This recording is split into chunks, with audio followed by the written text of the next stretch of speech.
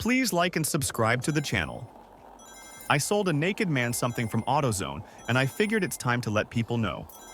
One slow night working as a manager at AutoZone, I got a call from an older gentleman saying, "I lost a bet, and now I need to go into AutoZone and buy something naked."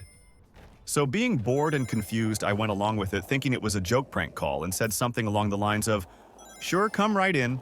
The place is empty, so if you're quick, you can get this over with. But make sure you wear socks. It's store policy." Well, about 15 minutes go by and I forget about it. And I shit you not, a naked man walks into AutoZone in only socks. I'm dumbfounded at this point and get my coworker's attention. He's shocked. "Hey, I'm the guy from earlier. Can you sell me something really fast, please?" I'm shocked, but hesitantly ring him up for whatever he had. I don't remember. He was naked. He leaves with his lost bet completed, and also leaves us traumatized. The end. I sold a naked man something at AutoZone. Please like and subscribe to the channel. I should have left him 3 years ago, and now I'm marrying him. I need to confess something, and I know people might have their opinions about it. I've never shared this with anyone before, but I feel like I need to get it off my chest. I'm getting married in a week, but I've been carrying some unresolved feelings since the day he proposed. I, 29F, am marrying a man, 34M, who I love, but I'm struggling with deep insecurities. I've never cheated on him. I've always been honest and loyal, but he emotionally cheated on me. He was texting other women, making inappropriate comments, and even saying he wanted to sleep with them. At the time, I was ready to leave, but he convinced me he would change. He has been better for the last 3 years, but I still carry this nagging fear and doubt in my mind. What he did really affected me. It hurt my self-esteem, my confidence, and even my sense of self-respect. I feel like I allowed myself to stay, and that's something I struggle with. He is a good guy, genuinely kind and loving when he's with me, but I can't shake the anxiety about what he's doing when I'm not around. Who is he messaging? Who is he liking or hearting on social media? It's like I don't fully trust him, and that hurts. Maybe I'm overthinking things or even being irrational, but I feel like he's the one who made me this way. I'm ashamed of how I've let this relationship affect me and how far I've let it progress, and I feel like I'm too far in to back out now. Instead of constantly asking myself if I'm making the right choice, I tell myself, make the choice right. So, I'm trying to just enjoy the connection we have and push my doubts aside. But deep down, I wonder if I'm the right person for this relationship, especially considering his narcissistic tendencies. It's exhausting, and I'm just sad. I don't know what the future holds, but I'm trying to make the best of it. Please like and subscribe to the channel.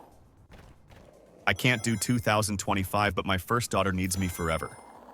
This may be a trigger, so warning. This will be the 3rd year since my baby died premature at 23 weeks and feet first, and I feel like I'll never breathe again. I know I will as my first daughter needs me, and I am so thankful for her. She doesn't know, of course. And I don't need advice, just to say it. I miss my baby and will always, but I will stay strong. It just hurts. So IDK if I can breathe yet this year. Edit. She was born feet first. I always had an erratic cycle, so it didn't stop, and I never knew she was there until I ended up in the hospital by ambulance during a work shift that night.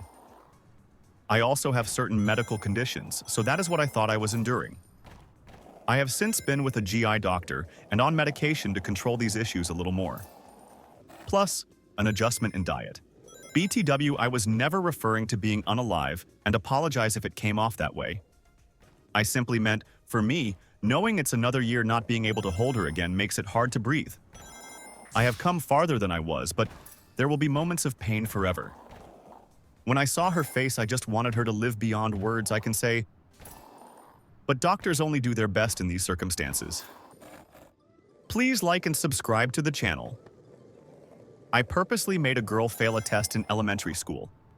I believe it was either 3rd or 4th grade. I kept noticing this girl would cheat off me and get the exact same score as me on every quiz or test. So I came up with a plan to make her fail a test. I purposely chose wrong answers on a multiple choice test, making sure she could see what I put. I put a small dot on the answer I actually thought were correct. I then acted like I was done and waited for her to go turn her test in. I quickly erased all my answers and changed to the ones I had dotted earlier. She had came back to our table and I could tell she was horrified when she saw me doing what I was doing. Long story short, she ended up failing the test and I got like an 80-something on it. I sort of rubbed it in too because I made sure to ask her how she did. I've only told a few people this story. One person told me it was kind of psychopathic, so I felt kind of bad. But I just thought I was teaching a lesson or whatever, I guess. I'm pretty sure it worked at least a little because she stopped cheating off me. Please like and subscribe to the channel. I did everything right, and I can barely afford to live.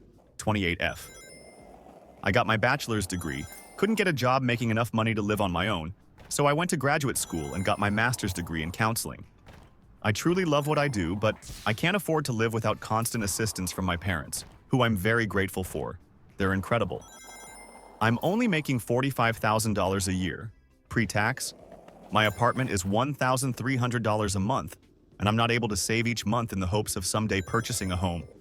I just had to get a new phone, and my parents had to pay for it. A few weeks ago, my old-ass CRV's battery died, and yep, you guessed it, my parents had to pay for a new one. Again, I acknowledge that I'm incredibly fortunate to have them. I just feel like, at this rate, I should move back in with them, dwelling in their basement, because what the hell am I doing?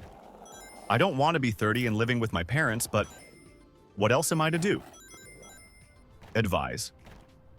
Not sure if you're looking for advice, so feel free to disregard. Move in with your parents. You can handle it for a year and save up, have the bandwidth to seek a higher paying job. You're right, you did everything right. The problem is that this economy is shit and not designed for people to actually move on up. Also, people all over the world live with their parents into adulthood. Moving out for good at 18 is not a universal norm and honestly feels like a scam to build more demand for housing when there's such a limited supply. All the prices keep going up. I moved in with family for a year after grad school, and while it was a real hit to my pride, it allowed me the safety net I needed to leave a job that wasn't working for me and step into a role where I was treated better and paid more.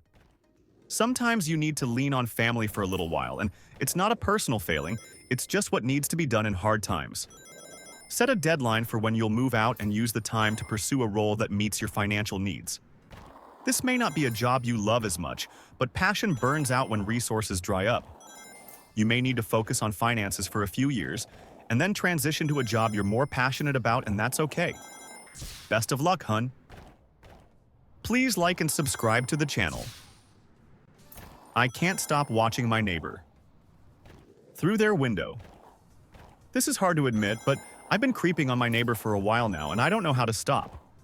I, 29 million, live in an apartment complex, and I've noticed that my neighbor, late 20s, female, has this large window that faces directly into my living room. It started off innocent enough, just casual glances as she moved around her apartment. But over time, I started noticing more details. How she walks around, what she's wearing, when she leaves, when she comes back, and even the small moments she has alone.